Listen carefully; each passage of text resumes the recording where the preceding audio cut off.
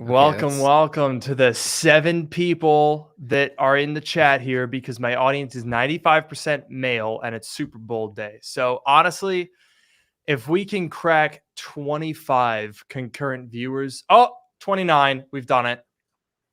Okay, we're done. This is crazy. Good show. All right. Great show. Thank you guys so much for watching. We'll end a little early today. How about that? We'll just jump right into it and we'll get done early. I've got a couple things to do. I've got a monitor that's half assembled in the other room. It's Super Bowl day. We'll keep it light and casual. That sounds good. I do wonder though, obviously there's some overlap between our viewers and Super Bowl, but I feel like it might not be I wonder how much it actually is, tech people. I mean, if you think about it, the Chen here pointed out that we're actually bigger than the Super Bowl, and I agree. Our weekly podcast show that happens every week and is this show that you're watching right now is definitely more interesting. Oh, easy. Not even close. Noah, I think before we get into it, or do you want to explain the thing that you were going to explain on the actual podcast, or do you want to do it here? No, it's fine. I was just, I'm saying that I'm very tired, but the reason is because So why? Well, yesterday I did a 27.5 mile bike ride. Oh my God. And then today I did leg day at the gym and we went pretty hard. Sam and I just did leg day yesterday, so it hasn't hit me until tomorrow because that's usually how it goes, Yeah. Okay. Leg day. That's exciting. Yeah. Because you don't usually do that, right? No, I don't like leg day. And I know everyone always says don't skip leg day, but it's different for me because I'm shaped like the opposite of those people that say that. How you go to the gym sometimes and you see these dudes with a tree trunk for a neck and they're all they kind of walk around like this because their lats are so big and their shoulders look like watermelons and you're like, dude. And then you look down on their legs and they're Hanna-Barbera sound effect. Yeah, they call them chicken legs or something. Yeah, they look like a chicken nugget on toothpicks. I'm not that. I don't look like a chicken nugget on toothpicks. I have thick legs, so I'm not trying to get too more out of proportion here, That's fair. I don't know. I actually don't mind leg day. Everyone hates leg day. I'm not gonna say I like it, but I don't mind it at all. I'm loving the support here for Drk Mode over Super Bowl any day. Oh, that's great. And Noah, your mom is here, not watching the Super Bowl. She's here with us right now. It's this might be a little bit of selection bias, but that's okay. We'll take it. No, I actually disagree. I think this is 100% representative. Nobody actually cares about the Super Bowl or Taylor Swift or I think Post Malone sung the national anthem. Honestly, not interested. Drk Mode is where it's at. We are the number one attraction. I agree. We should have done this. We should have done a concurrent, started at 3:30 p.m. and streamed for 4 hours, for the entire duration of the Super Bowl. That's a great idea. Yeah, we should. Oh no, it's too late. Next year. We can't do it, Noah. No, I know it's so sad. I know you really wanted to stream for 4 hours. Oh no. Well, Sam and John did that, or I guess it wasn't a stream, but they recorded a 4-hour episode of Genius Bar recently. Yeah, and then they lost half the footage. Well, that's we never lose footage because it's live. Exactly. And it's starting right now. Are you ready? I'm ready. Welcome to Drk Mode, the podcast that brings you sage advice from 2 technology experts. And that's not just what we call ourselves. It's what our moms tell people when their friends can't figure out how to get the Super Bowl on, so they call us instead. I'm your host, Luke Miani. And I'm your host, Noah Rubin. On this show, we take questions from listeners, attempt to answer them to varying degrees of success, and maybe even have a laugh or two along the way. if we're lucky, or a bowl or two along the way because of the Super Bowl. We could have a bowl, you know? I feel like it would be at least, if it's a Super Bowl, it would be worth at least like one and a half regular bowls, maybe even two. So that's within Two regular it's within bowls? the bounds. Well, I'm not saying it Ooh. is. I'm saying that's like the ceiling, and it's still within the bounds, you know. So within our, two bowls would be allowed without right. infringing on the copyright that is the Super Bowl. Well, because you said a bowl or two, and I'm saying a Super Bowl is bigger than Right. just a bowl, but it's not bigger than two, right? So it's okay. It's That still within yes. the bounds, you know. No, that's fair. I think that's fair. Yeah. And you know what's also fair is the 116 people right now watching us instead of the Super Bowl. That's pretty crazy. That I feel like the NFL is gonna see this, and they're either gonna come after us, like cease and desist, you know, get these people away from here, get them on the Super Bowl, or Yeah. they're gonna bring us onto the Super Bowl to be like commentators because they see all these people watching us. They're like, hey, let's get these people. That's a great idea. I think actually we could do really good Super Bowl commentary. We'd just be like, and the guy in the white and red has grabbed the ball and he's running. I don't know which direction that is, but he's running with it. Oh, and the guy jumped on him. That's pretty much most of football anyway, right? I feel like I mean, you get the point across. You don't need to know who the people are. You don't have to know what lines they're going on, or I don't know what the words are. Just get the idea. They're labeled. We don't need to tell them that. It says it on the line. I mean, like, exactly. Come on. It's like Like they literally, them. There's the quarterback and he throws the ball to the nickelback and then they run and then everyone else tries to jump on him and give him a wedgie, I think. And then where that ball lands, that's where they start the next ball. And then they do it all over again until somebody gets Yahtzee. And then they start over again. And hopefully they go the other direction, maybe sometimes. Because sometimes on one direction is one team's color, and on the other direction is the other team's color. And each team wants to get to the other team's color so that they can sign their guest book. I'm not sure if that's how football works, but I think that's just like a more interesting version of football. Like I'd rather watch that version, you know. I agree. I just want to hear them say Yahtzee. That's all. I want to see them like they're like, all right, they blow the whistle. We're stopping the play. Bring the dice out. Let's bring the dice out. We're gonna roll the dice in the middle of the football field. I want to see that. That's a great point, actually. Why are there no major league sports with dice? This is an untapped market. That's true. See, I feel like a little bit. You should be allowed to have a little bit of random chance in your sports game. Yeah, I think you should be allowed to have a little bit of dice at sports for sure. I think so. All right, we've done the prerequisite joking about the Super Bowl and the sport ball and the regular bowl. Haha. Good job, Noah. High five. Nice, good work. High five. Very nice. Good Super Bowl mention at the beginning of the podcast. We got to talk about the big one here. Okay. And yeah, we don't have it on today, but here it is, Vision Pro, which honestly would be a pretty great way to watch the Super Bowl, if you ask me. That's true. If you wanted to. Nice big screen, yeah. But the question that I have for you, Noah, is I need you to explain your current mindset, because I know last week we made a breakthrough, right? Last week you were coming off of your initial skepticism and you were getting pretty excited. You were like, okay, this is pretty cool. This is pretty impressive. I'm getting more excited.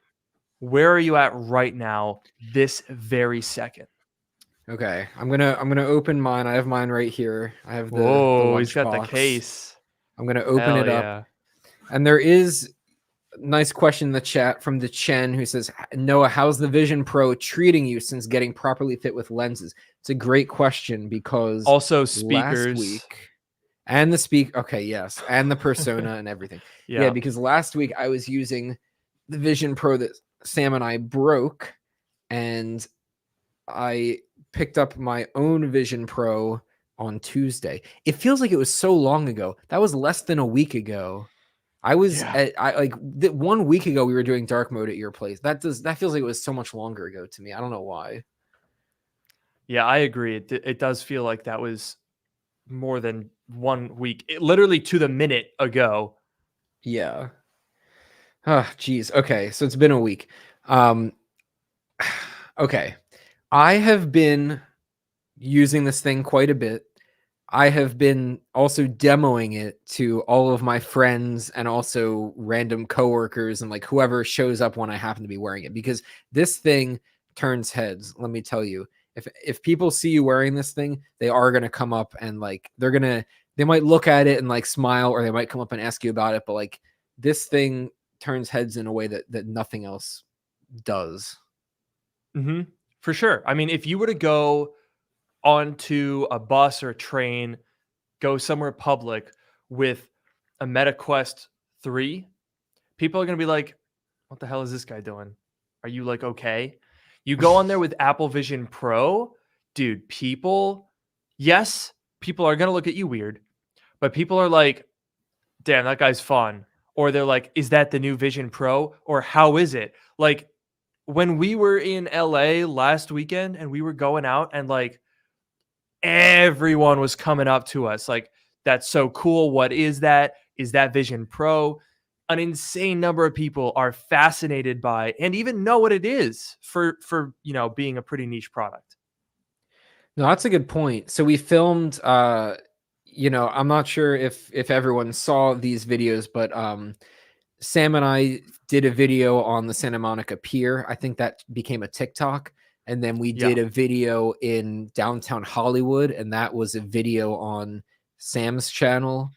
And then we also did the TikTok, you and I wearing it at night to go pick up our burgers. And that was a TikTok that was on your launch day page. And that one, that TikTok popped off. Dude, 9 million views. Oh my God. I still can't believe that. It's crazy. People love to see it. But yeah, so we did a bunch of experiences. We took them out in public to different places. And yeah, like everyone noticed them, even if they didn't come up and like talk to us or ask questions or whatever. Like if you look around, like Sam said, when we went to Santa Monica Pier, he was wearing his Vision Pro and I was filming. So I was mostly focused on looking at the camera and like not hitting people. So like I was focused on that. But Sam said that like every person that was walking by was making eye contact with him. He said he was like looking around at the people and they were all looking at him. They were all making eye contact. It is definitely a thing that turns heads like nothing else. But the real head that matters is the head inside the Vision Pro. And that's what I want to know about. Wow, you're bringing it back there. All right. Yeah. I'm trying to delay the inevitable. Yep. Okay. Go on. Fine. Speak. Okay. Here are my thoughts. It's very cool. It's a very cool thing to like demo and play around with.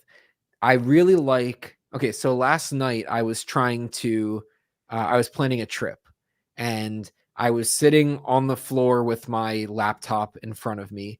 And I will say, like, you put this thing on, you look at the laptop and that little connect button appears floating on top of the laptop and you click for, and that's magic. That right there is amazing. But you click the little button and it gives you this big screen. And when I'm sitting on the floor looking at my 16-inch laptop and I can pop it out into a ginormous monitor in the room, that is very cool. And it's super sharp, it's crystal clear, and there's no input latency. I just use the mouse and keyboard, the trackpad and keyboard, like I'm used to, and there's no latency. It really is so cool. And so I had my computer monitor in front of me and I tried pulling up like a Safari window to the side, so I could look over and have something else. And it's also really cool when you're using your Mac. What are you doing? I'm trying strapless and light seal-less Vision Pro. You're I raw want to see if dog I in can the get it in Vision the Pro. AirPods Max. I'm raw dog in the Vision Pro. Keep going. Sorry, I don't mean to Oh, interrupt. geez. Okay, that's okay. When you're using your computer monitor, you can actually take the trackpad and you just move beyond the bounds of your screen, and it puts a pointer in the window next to you. I don't know if that makes sense, but if I have Safari and Vision Pro next to the laptop screen, and I just move my mouse over there like I'm going over to that window, it just works. And that's actually kind of magical. Like it's a really cool experience. The pinching and dragging to move things around is really cool. It's rock solid stability. You can get up and walk around and your windows stay right where they are, whatever. I'm still delaying the inevitable. Here's the thing. It is uncomfortable for me. It is very unfortunate. I know that it's not as much a problem for you, and I still need to try. I need to try the other strap. I have the default one because it looks really cool and it feels comfortable. I love that look. But I need to try the other strap, and I will also try the other light seal cushion because I think you said that it's more comfortable or more cushiony or something. Yeah, it is. Yeah. It's like, here, wait, I have both of them readily accessible. I can show you. Okay. So this is the standard one, which you can see is, I mean, honestly, it's not that bad, but take a look at the squishy one. Do you see how much thicker that is? Oh, yeah, it's a lot thicker. Yeah. So I actually have not tried it yet, but it is significantly squishier. And yeah, I'm going to try it on. I'm putting it on now, so I'll get back to you, but I definitely encourage you to try that. Okay, so I'm gonna give those both a try and see how that does. But it is it's very heavy on my face. I guess I won't put it on right now. But when I'm wearing it like this, it's very heavy. Like on my face, it kind of bothers my neck a bit. But the big thing, and maybe I'm wearing it wrong or something, I feel like there's a lot of pressure on my forehead from like the top part of this, and then the bottom part, it's like not enough. So it feels like the thing is like facing like downward a bit, if that makes sense. Like it's going into my forehead and it's not going in down here. So it's like I wish I could like push it up like this, if that makes sense. Interesting. But it just feels like it doesn't quite fit my face right. And so those things combined just make it a bit uncomfortable to wear. I definitely know what you mean. I mean, when I put it on, I've taken the light seal off so I can show you. Oh, this looks weird. I like this. Yeah. So it usually sits about like this for me. And so most of the contact patch is right up here.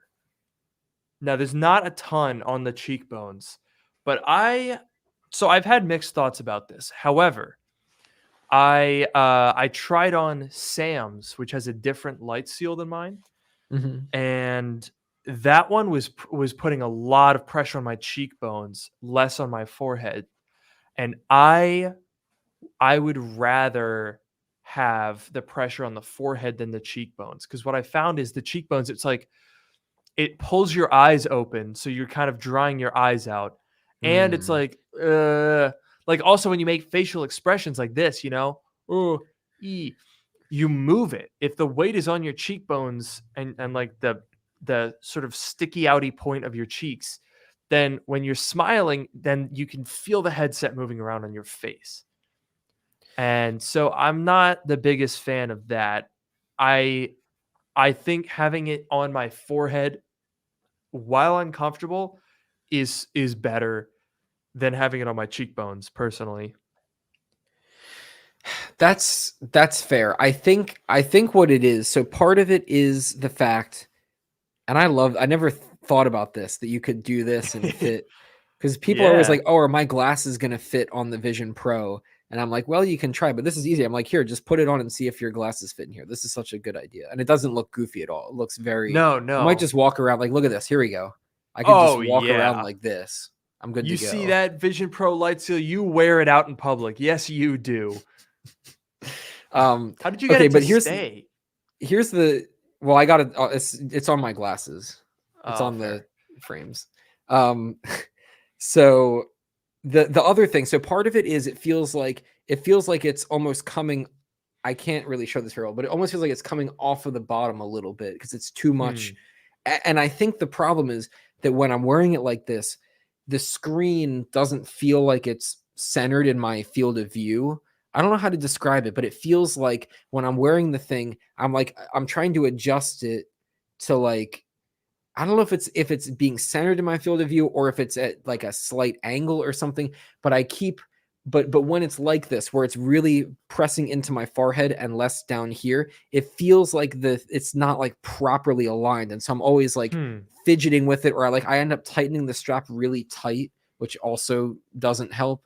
But it's just like something about the fit. Maybe I'm doing it wrong or something, but something about it just doesn't quite work for me. That is interesting. I don't know what could be the problem there, to be honest. I mean, it does sound like maybe your light seal is the wrong size. It might be. Have you tried going to like, because I honestly think that mine fits pretty well, but I'm still planning this week on going in to the Apple store and seeing if I can just try on other sizes. Because I got a couple comments from people where they were like, yeah, I thought that my fit was good, but I went in anyway. And a lot of people said actually that trying a different light seal improved their FOV. So that's mainly what I want to try, because I definitely find the FOV to be a bit limited. Yeah, that's another potential issue. I feel like, okay, when I picked mine up, I did the fit test, and I think this one was the original one. Like the one that I scanned in the Apple Store app is the one that I ended up leaving with. But when I put it on, obviously it was a very short, like I put it on, they're like, okay, how does it feel? Like you have 10 seconds with it. But the thing that I complained about was that there was light getting in through the nose, which I know they all do that, but it kind of breaks the immersion a little bit. So that was the thing that I complained about. And so they gave me a couple of different sizes, and I feel like the other ones that I tried were worse. But maybe if I go in and I say it's not the nose that's the issue, it's something else, maybe they'll give me different sizes. I will say and I guess this is what you're getting at, is I may or may not end up returning this thing. But I will give it a fair shot before I make that decision. So I'll go back in and try different light seals before I decide. Yeah. Now look, here's the thing. I don't want to mistake it here. Like I'm not just going to blindly be like, "Oh, dude, what the hell? You have to keep it." Because I don't think it's worth the money. Okay. I don't think it's overpriced, but I don't think it's worth the money, which is a weird statement, right? Because at $3,500, it is easily the most expensive headset, but it is undeniably the most impressive and most advanced headset ever made, right? The screens alone are ridiculous. Nothing else comes close to that quality. The black levels, the pixel density, the foveated rendering. There's an entire M2 MacBook on your face. That's insane. The motion tracking, the cameras, the gestures, the eye tracking, it's all just crazy, crazy stuff. And Vision OS is really impressive. However, while I don't think it's overpriced for how advanced it is right now, I don't think that it has as much. I don't think that there's enough for me to do with it to personally justify $3,500. Now, I'm keeping it because it's been 1 week, right? I don't know what Vision OS 2 is going to be. I don't know what apps are going to come out, and I'm going to be like, oh, maybe I haven't used it in a week, but I just heard that there's this cool new app that I want to try. There's a whole bunch of games on it in Apple Arcade that we tested out, and I was actually like, okay, you know what? This is kind of cool. I mean, I I don't play games that often, so I kind of have to.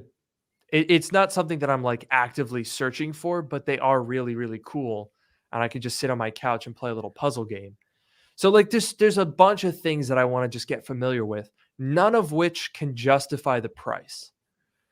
And I think that's the problem for most people. Yeah, and that's definitely the problem for me. I think the main thing, so I think it's a really cool piece of technology, first of all. Like, and because I've shown it to a lot of people. I've shown it to at least a dozen people, maybe 2 dozen people in the past like week or less than a week, because everyone wants to see it, right? So I've shown it to a lot of people, and they're always amazed. Even the first thing, right, where you put the thing on and you look at your hands and then you look at the dots and you pinch together to set up the eye tracking, like that alone. And the funny thing there is, people have the like inclination, or like the whatever, like when they put it on, they're always like, oh, I'm gonna reach out and I'm gonna pinch all the dots. And I always tell them, I'm like, you don't have to do that. You can put your arm down at your side and you just look at them. And every time I say that, they don't do that. They just keep doing this and they keep moving around and pinching. I think it's so funny. But it's their first time, so they don't know. But Those idiots. Wow. I mean, you said. It's you have to train your mind to be like, oh, I don't need to go out and touch it. It looks so real and physical that your mind is instinctively like, oh, that's a real thing. Let me reach out for it. Exactly. But then once I tell them, and I'll tell them again, I'll be like, look, try putting your hand in your lap or put it at your side or whatever, and just look with your eyes. And when I tell them that and they do it, they always smile and they're like, oh, wow, that's so cool. Like that's when it clicks, when it's like, I think they don't quite realize that it's doing the eye tracking. But when I tell them that and they realize, they're like, oh, it knows where I'm looking, and it works based off of where I'm looking. Like that's a moment. And that happens during the setup process for the person trying it out. And even just in that moment, like it's already like, oh, wow, this is so cool, before they even get into the system. And it's like for that. And then obviously all the other stuff that they try beyond that, it's a really cool piece of technology to try. And it's really fun to give demos and see people experience that and like be so amazed by it. Yeah, no, that is, I think that setting aside the issues of weight or what you can actually do on it, which we'll talk about a little bit, I think just from a purely wow factor, like how does this exist, like perspective, this is probably the most like amazing thing that a lot of people have seen technology wise. Like, I know the people that I have showed it to have been like, oh, this is like nothing I've experienced before. I think at this point we are so used to like, oh, I got a new laptop. It's faster and it looks nicer and the screen's really sharp. Or, oh, I got a new phone. The camera takes really good pictures. The battery life is better. Like, we're so used to these incremental updates where it's the same basic experience but improved, that when you go to Vision Pro and it is truly a new experience, one that is so different that your brain has to try to understand it. That is what's so amazing about Vision Pro. And I think it's a fundamentally flawed product, but the novelty of it, I applaud. Yeah, definitely. Like, there's that like aha moment of like, put your hand down and just look at everything. And then the next thing I'm like, okay, hit the digital crown to go to the home page. And they're like, oh, wow, I see all the apps. And then people will be like, okay, how do you scroll? And I say, look, you pinch your fingers and you just scroll in midair. And they do it. They're like, wow, that's so cool. And then, whatever, move the window around. And I say, push the window back. Okay, move the window towards you and reach out and use it like an iPad. Like all of these little things that are like, they're like these little things, and it's like, of course, right? It's like there's this physical window in your room. If you move it up to you, why can't you just reach out and touch it? Like, of course that's gonna work. But like, Yeah. imagine all the work that went into making that be able to happen is like, it's crazy. And I think that's what it is when people see it and they're like, the fact that it's so natural. It's not like, oh, how do you scroll? Oh, pick up your controller and press the left and right Yep. button to scroll. It's like, oh, you just scroll and it just works. And You then just people are like, look at wow, it it just and works. move it. Yeah. Exactly. And I think that's what's so cool about it. Beyond it's the fact that it's like a new thing, a new paradigm or whatever, a new class of device. But the fact that it just works how you think it should work or how you would want it to work, and so well at that, like, that's the part that I think really, blows people's minds. And I think so. Here's my other theory about Vision Pro. And I Mhm. think it's something that really only Apple could pull off. Because we've now been in the VR space for about 10 years, right? You go back to the original Oculus Rift, I think it came out in 2013. The R1 DTK or whatever it It was. sounds something around there, yeah.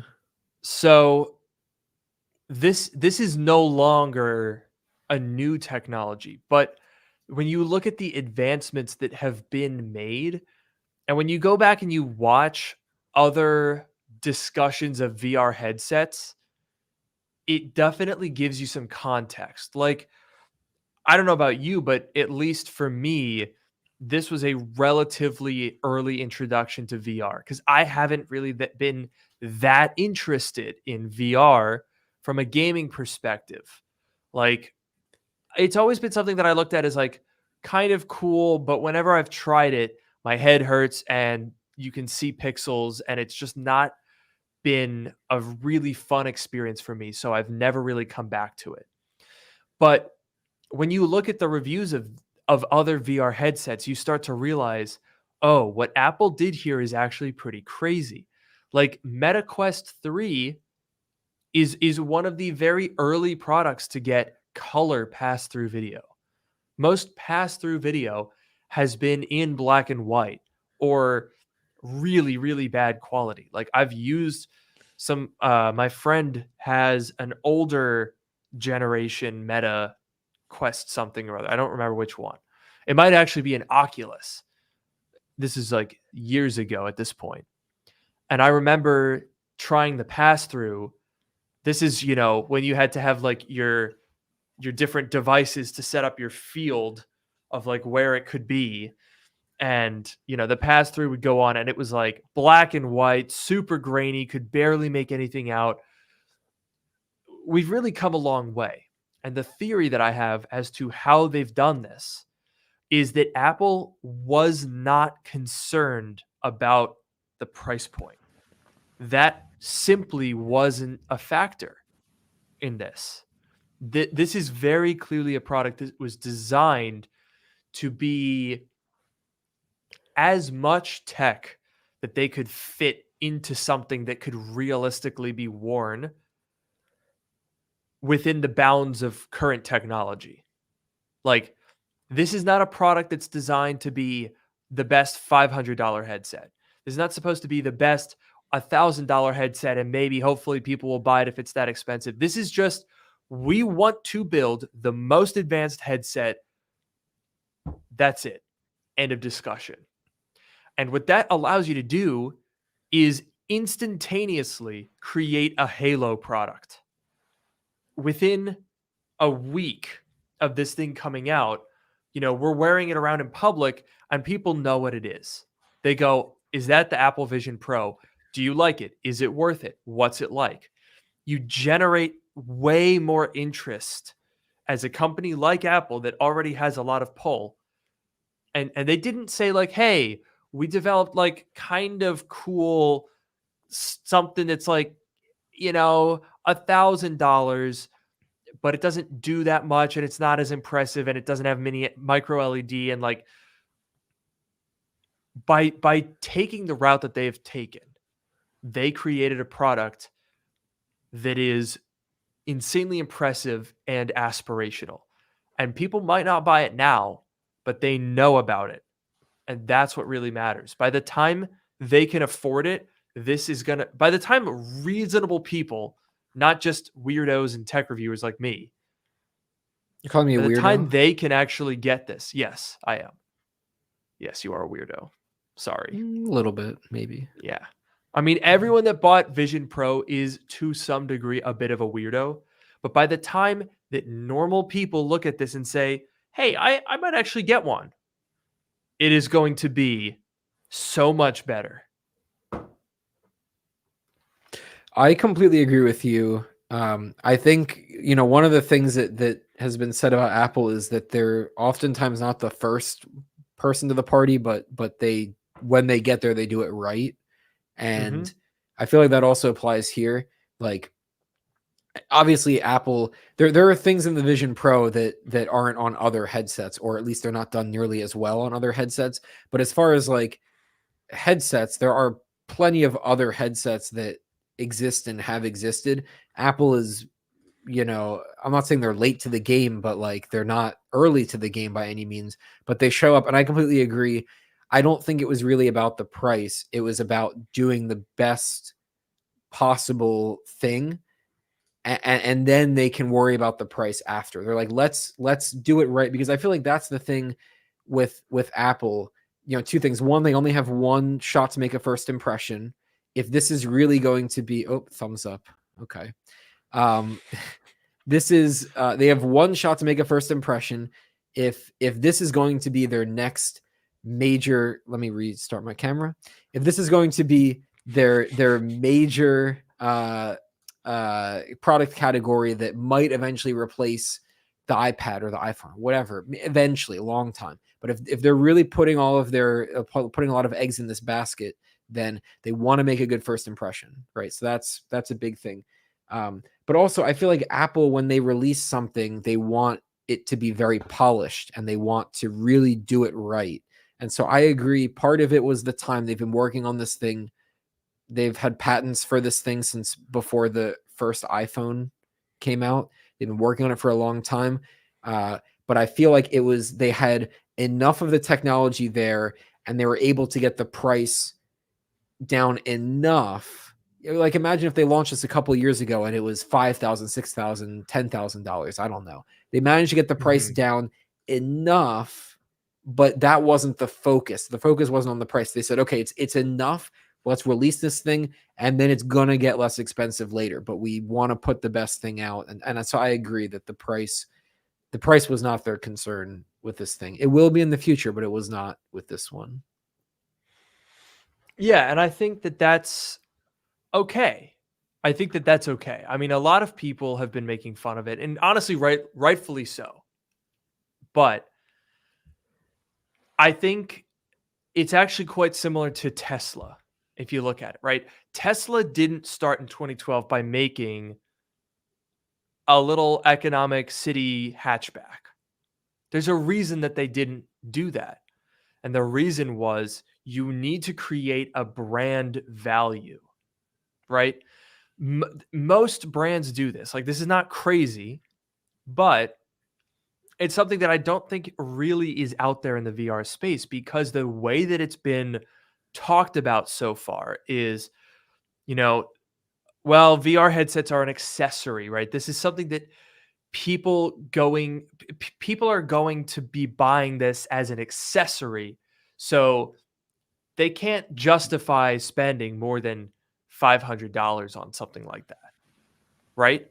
And so what happens then is you're kind of limited by that $500 price point.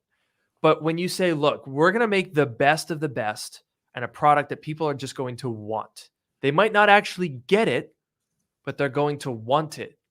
That's what Tesla did with the Model S. That worked tremendously well for them. They did the Model S, then the X, also very expensive, and then the 3 and the Y. They make so much money. They sell so many more 3s and Ys than they do S and X, right? But the reason that the 3 does well is because it's a Tesla.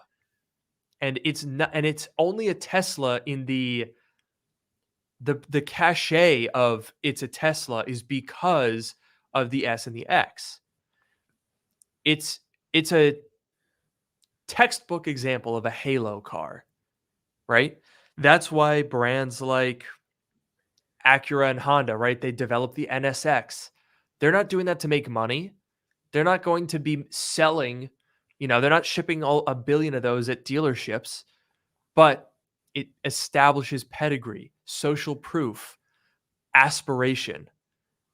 And that's what Vision Pro is doing that just hasn't been done in this space. The closest that we've gotten to it is probably stuff like the MetaQuest Pro and the big screen.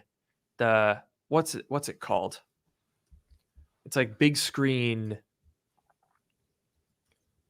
I don't know this one. Big screen beyond. That's what it is. Yeah. I don't know that one. So the big screen beyond, I can share this tab. This is one that I do want to try out actually. Because their whole angle was like just try to make the most advanced and the smallest headset that you can. That's been kind of their goal. So this is what it looks like. It's the smallest VR headset with OLED displays and pancake lenses, which also are what are used in Vision Pro. And obviously it does have controllers, but I mean, look at the size of it. Look at the weight, 127 grams compared to, I think, 600 for Vision Pro. Yeah. Yeah. I mean, it's pretty high res, 5120 by 2560. I believe that's 2560 would be per eye. So the 51, this isn't per eye, that's for both. But yeah, this is one of the best VR headsets out there. I don't actually know how much it costs. Okay, yeah, it's $1,000. God, I hate that there's 36-month financing on a VR headset. Yeah. Yeah, I mean, look, it doesn't look as cool as Vision Pro, but it's pretty cool. It's kind of cool. Looks pretty cool. Yeah. And this is one like, look, you have to get it. They reach out to you directly for a 3D face scan to measure the shape of your face in IPD, and then they ship the headset to you. Like ships April 2024. This is not a volume product, even less so than Vision Pro. Yeah. Yeah. I mean, Vision Pro is definitely the Halo car of headsets. It's like when the someone was talking about the Apple Watch. There's a comment. The Apple Watch didn't have a real purpose to exist for a few generations, and I agree. Like the one thing was that made me think of the Apple Watch Edition, the like $18,000 gold Apple Watch, and that was like it was again a similar idea. Like Apple didn't make it to sell a bunch of those. They made it to like give those to celebrities so that celebrities would be seen wearing the Apple Watch, and then that would create. So it was a very similar idea there in terms of like making this aspirational product that like people will see and they'll want, and they're not going to get the gold one. They're not going to pay $18,000. Imagine paying $18,000 for a first generation Apple Watch. I know, dude. But they'll get the cheaper one, and they'll say like, "Oh, this is so cool! I want one like that," and they'll get the cheaper one. So it's like that. But then also, and this is kind of changing the subject, so you can go back if you want. But the thing, like the Apple Watch shouldn't have a purpose for a few generations. I feel like this. I'm not saying it doesn't have a purpose, but it is kind of feeling like that to me too, a little bit. That's my concern. Interesting. I will say, even if you're right, the Apple Watch as a concept is still with us. So the $18,000 Apple Watch is definitely a good example of like, you try some stuff, but it's not always going to stick. It's a first gen product. And I mean, we bought into it knowing that. So I don't know. In Yeah. some ways, I definitely can see how I think we're going to look back on this and be like, dang, I can't believe that's where it started. But I don't know where we're going to go. You know what I mean? It's the same thing. I keep thinking about like the iPhone. The original iPhone that came out, you couldn't install apps on it. You couldn't rearrange the apps on the home screen, which you can't do with the Vision Pro, which I think is kind of funny. Yep. A nice little parallel there. It was really I mean, you could text, you could go on Safari, which was not a very great experience because obviously a lot of websites weren't really optimized for it. And it really is the same. It's like, using Safari on Vision Pro, it works pretty well, but their websites aren't optimized for it. And if there's anything where it's like anything that involves like hovering, especially like video players, like whatever, it's very easy to get messed up in that. So it's very much like the original iPhone. And it's like, okay, the iPhone, you could text and you could make phone calls and you could look at maps, and the maps was very basic on the original iPhone. And just like here, where it's literally an iPad app, it's not optimized for it, whatever. There are so many parallels to the original iPhone that I think is really interesting. But then even beyond that, it's like take the original iPhone versus the iPhone 4. Insane Right. difference, huge leap. And then that makes me think, do I want to have a $3,000, $3,500 iPhone 2G, or if I wait for the iPhone 4 of Vision Pro, then it'll really be good, Yeah. I think that's one of the biggest things that I've seen in comment section is Vision Pro 3 and 4 are going to be crazy. And I think that's absolutely right. I mean, we've been saying that all along, right? Even before it came out, we were like, this is where it's going to start, but wait till 3-4 years of this thing. And to be clear, I don't know if 3 or 4 generations are going to take 3 or 4 years. It's quite possible. I mean, it's quite possible that this is going to be a longer cycle. It might be 5 years before we get to the third version of Vision Pro, for all I know. But I feel like with Apple getting into this space, it kind of reminds me of the Apple Watch, where like you don't really have time to rest on your laurels, especially with a first gen thing. I mean, the iPad was another one of those things where it came out and then almost immediately got completely revolutionized. Look at the iPad first gen versus, I mean, I guess you said the iPhone 4. The equivalent to that would be the iPad Air. Mm-hmm. Think about that. That was actually, it was even less time. 2010 original iPad, 2013 I think is when the iPad Air came out. Dude, that's insane. The iPad Air is a design that you can still buy. You can still buy that design language versus the original iPad, which feels like an antique. I know that they're 3 years apart. Yeah, exactly. And so that's what I'm saying. The problem or the difference here is that this Mhm. thing is $3,500. And Yes. even if the next one is less expensive, I don't know. I don't think Apple is. I'm not sure what Apple's going to do. This is a whole other topic. Are they going to focus on getting the price down, or are they going to focus on making it better for the same price? That's a whole other thing. We can get to that in a minute. But I want to say, if you have a $3,500 headset, and in a year or 2 years or even 3 years, another one comes out, and let's say it's also $3,500 or it's $3,000 or whatever it is, it's a lot harder. And I get that you can like try and sell your current one and get some of the money, whatever, but like it's just a bit harder to justify. Mhm. So I'm almost like, if I return Yeah. this, I'm excited about the future of this thing. But if I keep this one, I'm going to have a hard time getting myself, like convincing myself and feeling good about getting another one in a couple of years. That's the thing for me. I see that. I definitely get that. I feel like from our perspective, with where we are in technology media, more so even than using it, Like for me, it's obviously easy to justify because it's all work. Yeah.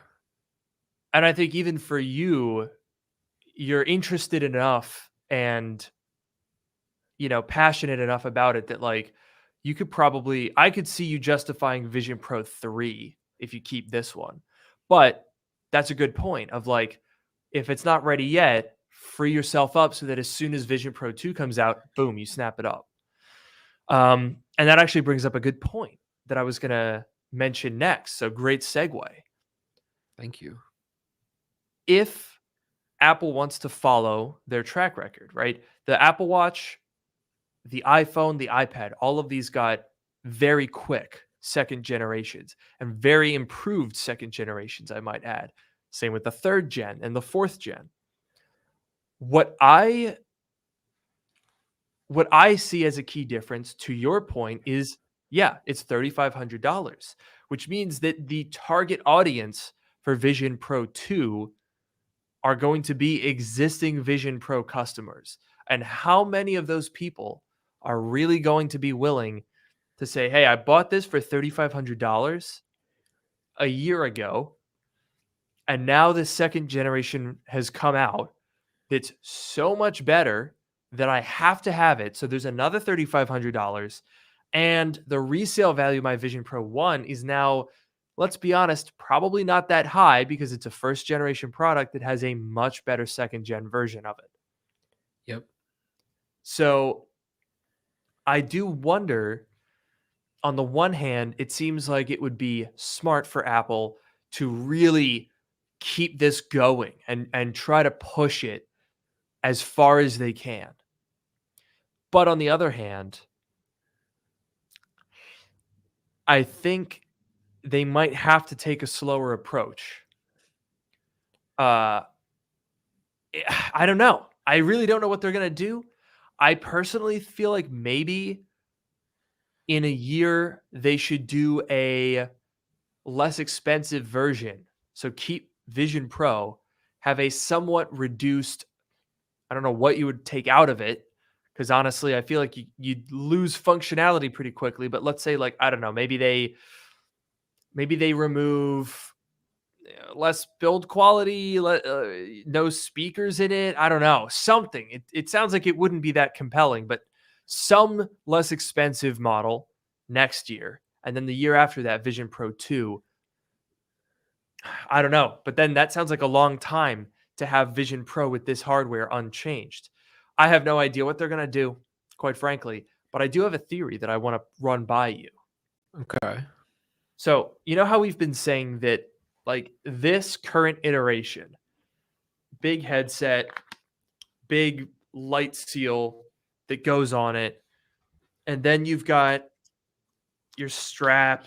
Like, this is a bit much. This is not getting to a point where people are going to go out in public with the wire hanging off of it. Like, the end goal is glasses that you put on. Yeah. I think that's pretty clear. So my theory is you take vision as a concept, as a product category, and you fork it into two different form factors.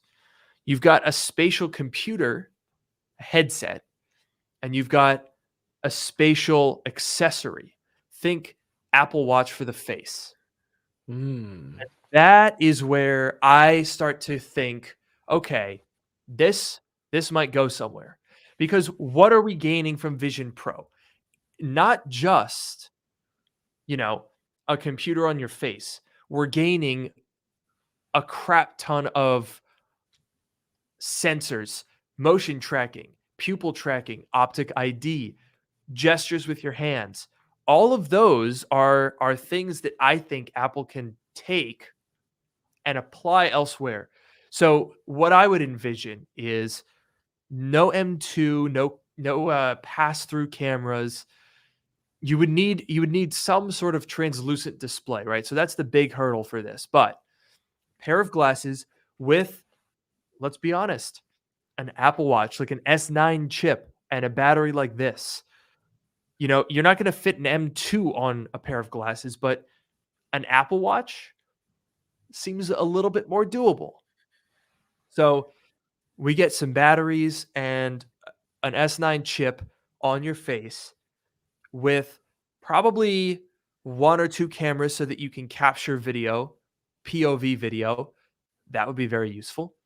And translucent display with those optic ID sensors, maybe a more limited version of them, right? Maybe you can just look and tap instead of having that perfect eye tracking.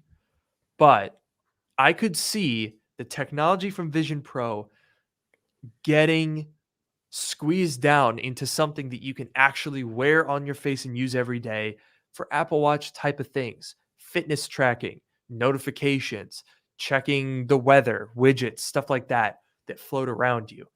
That sounds like a pretty interesting product to me, and I hope that we can see that one day. I think that's a really interesting way to think about it, because we've been thinking like, the current Vision Pro is really big, and it's very big, bulky, heavy. It has the wire hanging down, whatever. And I think we were thinking, eventually this thing is going to get miniaturized down into something that looks like glasses, and then it'll get to that point. But I feel like what you're saying is almost sort of like a shortcut, or maybe not a shortcut, but Yeah. it is really a different thing. It's like you think about the Apple Watch, and the Apple Watch is very clearly not an iPhone. It is not as powerful as an iPhone.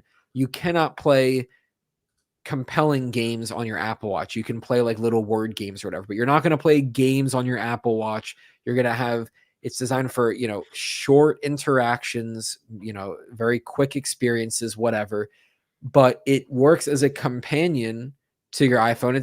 The Apple Watch is basically just a less powerful version of an iPhone that is meant for, less intensive tasks, less involved tasks.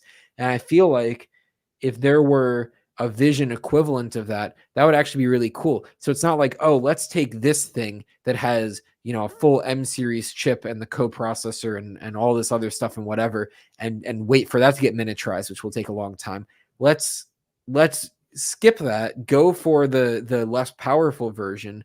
But I think it would still be compelling if you can still have those windows around you and you can do basic things. If you can do like AR navigation with maps, and you can, pull up your little windows, like look in Safari, or pull up a stopwatch, or watch a YouTube video while you're, doing whatever you're doing. I think you can get a lot of the value of the Vision Pro. Maybe you can't watch movies in a virtual theater, or it won't be a very good experience, or like those kinds of things, but you can get still a lot of the value, and the price would come down and the form factor would be a lot better. So I think that's a really interesting like idea of how to sort of shortcut or at least get to that state quicker. Yeah. And I think realistically that's the only way that goes forward. I mean, if we're talking about getting a full Vision OS onto a pair of glasses, battery and all, that just sounds like a pipe dream to me. Like I think that's so far off, it's not really worth thinking about. But I think Apple knows that vision as a concept is a really good one. As Sharon in chat points out here, the Vision Pro will cannibalize the iPad before the iPhone. I think that's very true. I think it's unlikely that people are going to be replacing their iPhones. And honestly, the iPhone makes Apple so much money, they don't want that to happen. Like, I know a lot of people are like, this is the next iPhone. Apple would much rather you have an iPhone and an iPad and a MacBook and an Apple Watch and a Vision Pro. They don't want anything replacing itself. They're not trying to replace their own product categories. They did that with the iPod, sorry. That was an exception. I don't think they want to do that again. Because I think they saw, okay, MP3 players, sure, great, but we can really reach people with a phone, because they knew that people already had a phone. I think this is different than that. I don't think they want to replace the phone.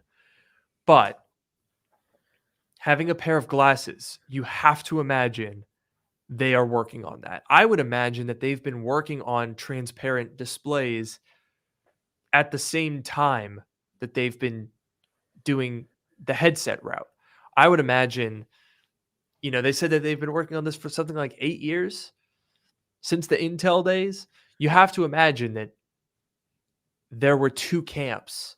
One saying, look, we want to do AR legit, projecting on the world, transparent, no cameras, no pass-throughs. And one team saying, look, let's be realistic. We need pass-throughs. We don't have transparent displays yet. And if we did, we couldn't do all of the same stuff that you want to do on them. So we have to put so many sensors and cameras in it anyway that it's not really going to be much. You're not going to be seeing through very much. But a pair of glasses, I could see that within the next 5 years. Maybe. That seems like a reasonable expectation for like getting the technology shrunken and affordable enough to do that. Yeah, I definitely agree, and I would love to see, the glasses form factor, or even the main problem I have with this form factor is really just the weight and the uncomfort, that it causes. So I feel like that's whatever they can do to get that down. There was a super chat before that brought up a pretty interesting question. If you're able to find it. Yeah, let me find that. Here it is. I think it depends on how much they can improve through software updates versus new hardware iterations. I think that's a great point, right? I would say, actually, that's a good question, Noah. Would you say that Vision Pro currently is limited more by software or hardware? Personally, I mean, I think the easy answer is hardware, and that's what I would think. I think between the pass-through video, which is pretty grainy and not super great, and it's fine. I think it's fine because if you're focusing on the screens, the virtual screens that are super high resolution, you kind of don't worry about it. But like, it's never gonna be, not that you would wear this outside, but like walking outside, walking around, whatever, like it's very clearly, nowhere near that because of the pass-through. The pass-through is a big one. And, aside from like the actual hardware, like the chips or whatever, just like the physical, like how big it is and stuff, like those are pretty big limitations. I feel like as far as the software is concerned, there's definitely room for it to improve, but I think that's the question, and that's sort of like something that you said, because I told you I'm thinking about returning the Vision Pro, and you were like, just wait for Vision OS 2, it's going to be whatever, and I'm sure it's going to be like some nice improvements, but like it really is the question of how much can they do with this before they push this one to its limits, and they need better hardware. Yeah, no, that's a good point. I think I maybe even flipped. I was going to say software, but now I think it is hardware that's the biggest limitation. Because I'll be honest, I don't think there's a ton of stuff you can do in Vision OS. But I would almost say that the bigger limitation is just that you're putting on a big bulky headset with not great video pass-through. And I feel bad saying that because it is the best video pass-through that there is. It just is. But it's still not good enough to be a spatial computer, right? I think when you look at other headsets like the MetaQuest Pro, yes, that has very good pass-through video, but that's also $1,000 product, and it's also kind of VR, kind of AR. Apple is arguing, hey, this is a spatial computer, it's AR, but only in very limited situations are you getting that VR experience. And so if it is going to be AR, they need better cameras, they need to fix that motion blur thing, they need better FOV, and they need it to be lighter. You fix those four things, and honestly, even with the software you have right now, I think I would find myself using it more. I agree, and I will say, to be clear, there there is room for the software to improve. Some of the Oh, things for sure. I've found that the gestures are oftentimes very good, but they do have trouble. I've noticed a lot when I like pinch to scroll or pinch to tap or whatever. I guess maybe I'm not moving my fingers apart enough, but it thinks that I'm like, so I'll pinch and I'll kind of open my fingers a bit. And I think that I've opened my fingers, but the Vision Mhm. Pro thinks that I'm still pressing. And so I'll start like dragging something around or like scrolling when I didn't mean to.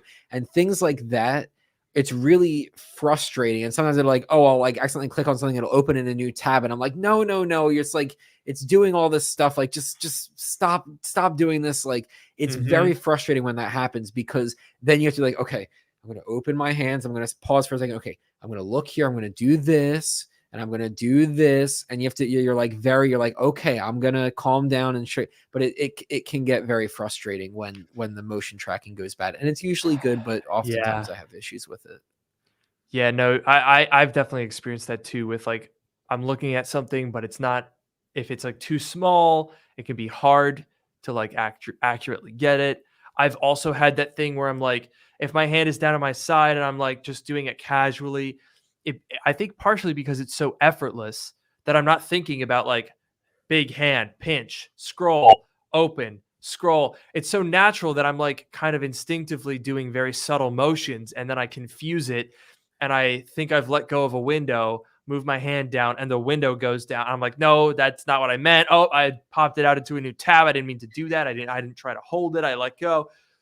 Those things, honestly, I'm trying to not think about them too much though because very easily addressed in software.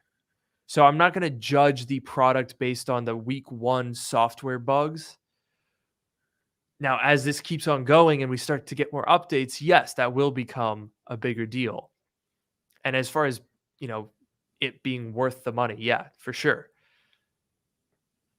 I do I do think that they can improve it in the software, but at the end of the day, when it's cameras that are looking at your fingers, it's already very impressive how good it is. But at the end of Mhm. the day, it's not going to be perfect. And there are some times when I'm like, I'm, maybe my hand's behind my head or it's off to the side and I do it and it's not working. I'm like, oh, wait, my hand's not in view of the camera. So, Yeah. because it's so natural that you just think you're doing it, but you're like, oh, wait, the thing can't see. Or I'm like, my hand is rotated or it's like on the side. So that's why it's confused, because it can't see my hand very well. But it's like, you know It's what I so mean? natural that you Yeah, expect it to be able to do more than it actually can. yeah, Because exactly. it just And I feels think, so I've done that too. I'm, like, looking over yeah, here, and I have my hand over here, and I'm like, "Why am I not scrolling? Oh, wait a minute. Yeah, no, that makes sense. That's not really a flaw with the product. It's that my brain has gotten so used to just look at what I want and touch my hands together that I totally forget about the fact that there's an insane amount of technology blasting into my eyeballs and staring at my hands all day." yeah, exactly. And I think that definitely it can improve through software, whatever like algorithm or model they're using to detect the gestures and whatever can be refined and improved, and it'll get better. But I think there is a limit to how good it can get, and I think the limit is high enough that it's Mhm. fine. But like, I don't know. That's the main thing. I feel like sometimes the gestures, sometimes the eye tracking, especially in Safari, I feel like there are sometimes where I will be staring at a button and it refuses to highlight that button. Maybe it's just Yeah. a bug on the page or a bug with Safari, whatever. But just there are definitely software frustrations with the Vision Pro, but I feel like I'm willing to overcome the software frustrations, and I'll say, oh, this didn't work. Okay, let me bring it up to me and just press it. Or I'll say, oh, let me try it again. Versus the hardware is more like I'll try to deal with it, but eventually it'll just bother me too much. And I'll say, okay, I need to take a break from this thing. Yeah. No, I mean, it's tough. It is tough. It's gonna take us a bit to get used to it. I'm very curious to see where we'll be at next week.